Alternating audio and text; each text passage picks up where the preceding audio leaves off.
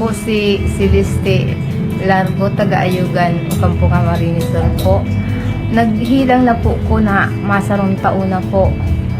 Iningday po na ako akong anong hilang ko. Abot po ko sa manlain-lain na espesyalist ng doktor, albularyo, pero dai po nako ko ang hilang ko. Ano mga helang na nahihiling mo sa Hindi sarili? po sa hawak ko, mga lugad po nagruluwas, tapos po Sa buong lawas mo? buong lawas ko po, tapos po yan mga gatok po sa kilikili ko, duwang kilikili po, Bukol? bukol po sa O kilikili. ano sabi kang doktor mo sa bukol? Tapos ipapabiopsy na po ko, kuta. Kundi pinapadara na po ko sa Manila, kaining ipapa ko yan po, Bunmaro, pero po mayo po kung kwarta pa. Kaya nagdigdig po ko sa NWC.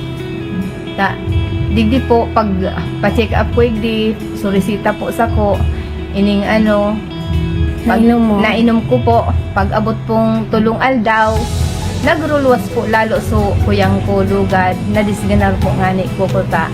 Kundi sabi po kaso ni doktora, ining talaga pong healing crisis po daan. Pinabayaan mo lang. Kaya pinabayaan ko lang po. O ano nangyari after 1 week? After 1 week po, mayo na po sa mga lugad ko, tapos po sa kilikili ko, sa dito na lang pong marigang na lang Jolin. Dati Po dakula siya talaga, as in mga day ko na po nga nila ko yan ang kilikili ko. Naiikim. Na oo. Ngunyan. Ngunyan Kumusta po. ka na? Mayo na ligwa pa mong pundikit na lang po, garon na lang Jolin. Pero sa mga lugad mo baga Sa mga mayo na? lugad ko po, mayo na, nagkilom na po sa mga lugad ko. Okay na po ang pagmati ko ngunyan. Nga pa Manila ka pa. Dahil na po umapan Manila. Continuous ka na lang kang Iyo po, ma-continuous na lang po.